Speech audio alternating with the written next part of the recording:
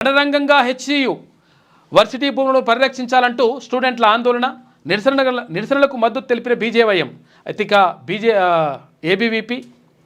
CPM నేతలు varsity లోపలికి వెళ్లేందుకు ప్రయత్నించిన బీజేవైఎం నేతల అరెస్టు హెచ్సియు సందర్శనకు వెళ్లిన బీజేపీ నేతలను అడ్డుకున్న పోలీసులు ఇక బీజేఎల్పీ నేత ఎలేటి మహేశ్వర్ రెడ్డి హౌస్ అరెస్ట్ చేసినారు కేటీఆర్ హరీష్ రావు ఇండ్ల వద్ద భారీగా మోహరించిన పోలీసులు అర్ధరాత్రి బుల్డోజర్లు పెట్టి చెట్లు కూల్చడం ఏంటి నెమల్ల ఆర్తనాదాలు హృదయ విదారకంగా ఉన్నాయని చెప్పేసి కేంద్ర మంత్రి కిషన్ రెడ్డి అంటుండు 400 ఎకరాల అటవీ శాఖ పరిధిలోనివి అని చెప్పేసి కేంద్ర మంత్రి బండి సంజయ్ ట్వీట్ చేసిండు హెచ్సియు భూములను